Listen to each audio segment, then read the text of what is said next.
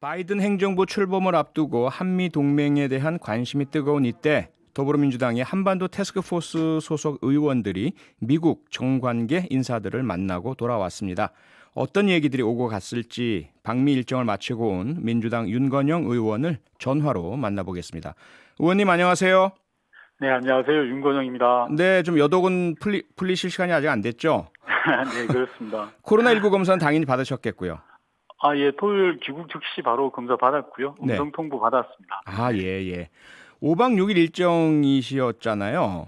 네, 네. 시간이 아주 빠듯한 일정밖에는 보낼 수 없는 시간이었을 것 같은데 일정이 어떠셨어요?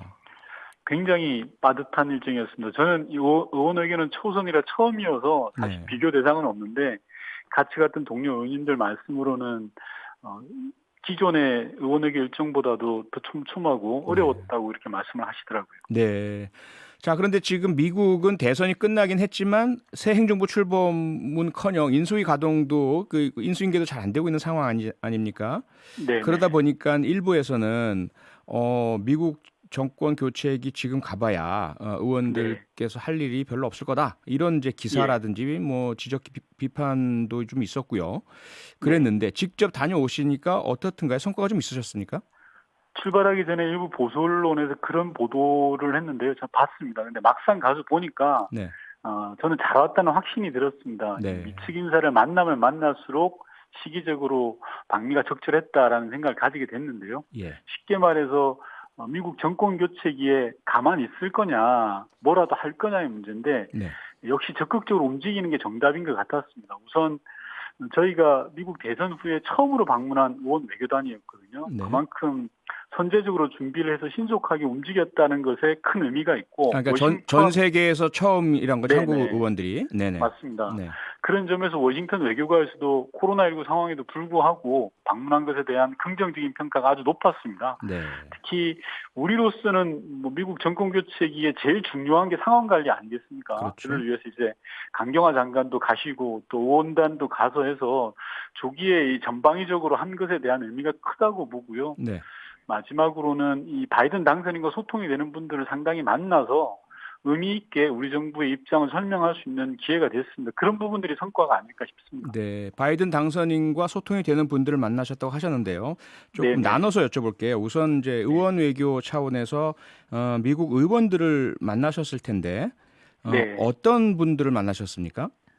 우선 바이든 당선인 본인이 36년 동안 상원의원을 하신 분이지 않습니까? 그렇죠. 이분들이 의회를 대단히 중시하고 또 의회에 가까운 분들이 많습니다. 따라서 저희는 의회를 통한 정책 접근과 설득이 네. 중요하다라고 봐서 이제 가서 미국 의원들을 많이 만났던 거거든요. 네. 특히 차기 미 하원 외교위원장으로 거론되는 브래드 셔먼이라든지 네. 그레고리 믹스 이 두 분을 저희가 다 만났습니다. 네. 상당히 밀도 있는 이야기를 했고요.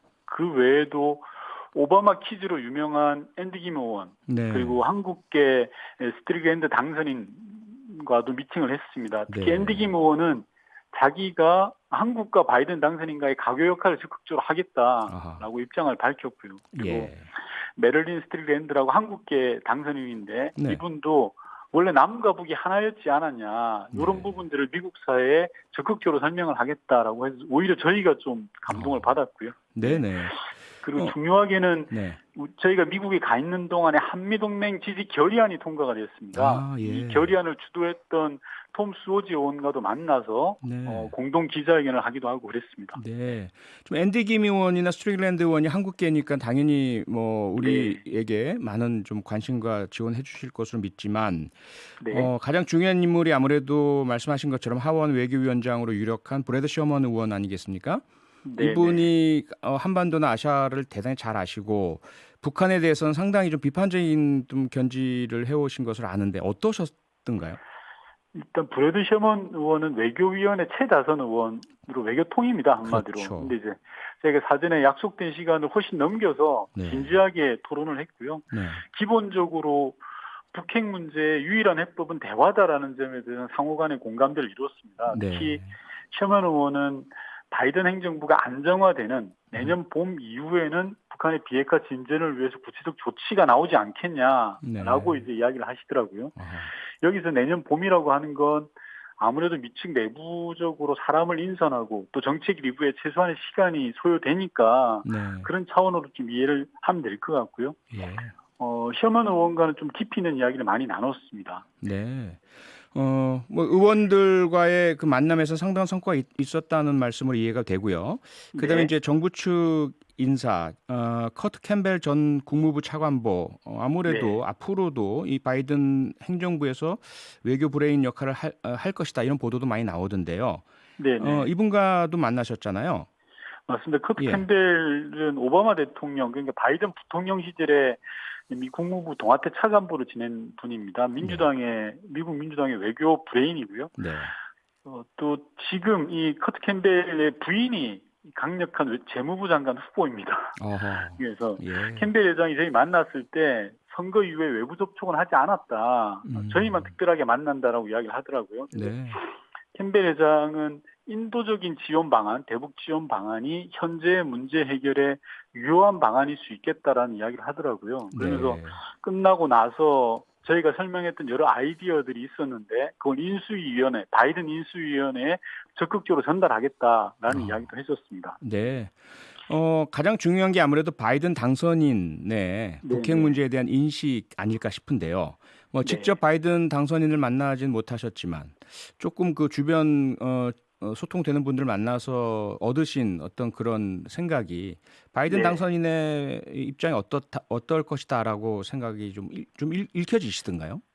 어, 우리 입장에서 보면, 대한민국 입장에서 보면 도전과 기회 요인이 모두 공존하는 것 같습니다. 즉, 음. 강점과 약점이 공존하는데요. 네. 우선 도전의 요인, 좀 약한 부분은 첫 번째로는 미국에 있어서 한반도 문제는 다소 후순위에 있다라는 사실입니다.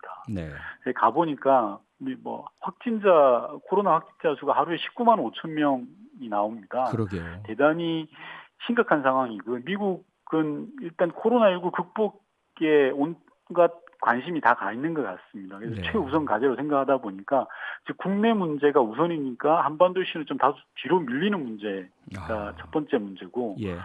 두 번째는 미국 민주당 정부가 가치 외교를 중요시합니다. 트럼프 음. 대통령하고는 달리 트럼프 대통령은 좀 실용적이지 않습니까? 근데 네. 이제 바이든 정부는 북한 인권이라든지 이런 가치와 명분을 중요시할 수도 있다라는 게 두 번째 네. 저희한테 좀 도전적인 거고 네. 세 번째로는 전통적인 외교를 중시하는 겁니다. 즉 음. 절차적으로는 실무 협상 단계부터 시작하는 바텀업 방식을 우선하다 보니까 네. 상당한 시간이 걸릴 수 있다라는 부분이 저희한테 이제 도전의 음. 요인이고요. 네. 반면에 저희한테 기회 요인이 없는 것도 아닙니다. 첫 네. 번째로는 미국 민주당과 대한민국 민주당 정부 20년 만에 다시 찾아온 한미 양국의 진보 정부라는 공통점이 큰 기회가 될 거라고 저는 생각합니다. 네. 그리고 두 번째로는 바이든 당선인과 미국 민주당은 대화를 통해서 외교적 해결을 강조합니다. 음. 이런 상황에서 한미 동맹을 바탕으로 우리 정부의 입장을 최대한 반영시킬 수 있는 유리한 조건이 형성될 수 있다라는 게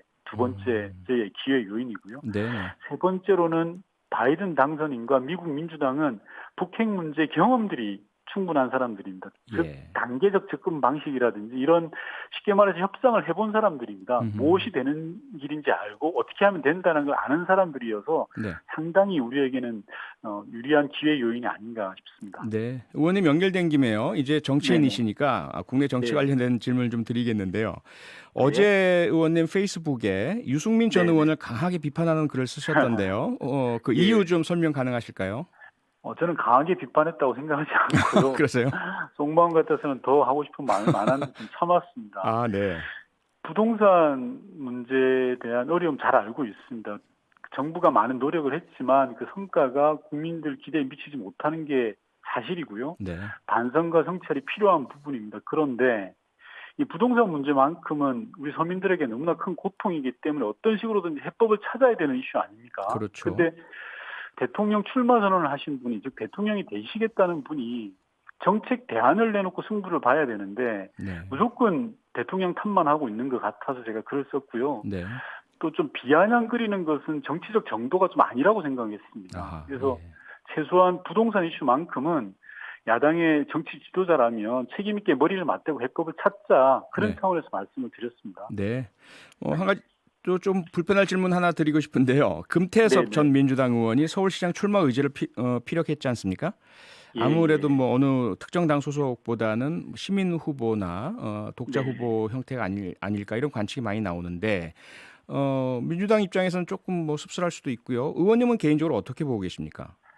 우선 함께했던 분이 탈당한 거에 대해서는 마음이 좋지 않은 게 사실이고요. 네, 우리 당이 좀 더 넓게 품었으면 어땠을까 하는 아쉬움이 있습니다. 기본적으로 정당이라는 게 다양성이 존재하는 거고 네, 품어 안는 품이 넓을수록 좋다고 생각합니다. 하지만 탈당 역시 본인이 선택한 거고 서울시장 출마 문제 역시 본인이 결정할 일이라고 생각하는데요. 네, 근데 요즘 이제 내년 보궐선거 나오시겠다고 하는 야당 후보분들 중에는 지난 총선에서 떨어지신 분들이 꽤 많습니다. 네. 당내 경선이든지 본선이든지 떨어진 지 불과 6개월도 지나지 않았거든요. 국민의 심판을 받은 지 얼마 되지도 않았는데 다시 출마한다라는 게 국민들이 볼 때 좀 민망할 것 같고 거시기할 것 같습니다. 예, 뭐 출마하는 거야 본인 자유인데 네. 좀 그렇습니다. 아하, 네, 알겠습니다. 오늘 말씀은 여기까지 듣겠고요. 네. 푹 쉬시고 빨리 회복하시길 바라겠습니다. 네, 고맙습니다. 네, 방미 일정을 마치고 돌아온 민주당 윤건영 의원이었습니다. 평일 저녁 6시 5분에 여러분을 찾아갑니다. MBC 라디오 표창원의 뉴스 하이킥.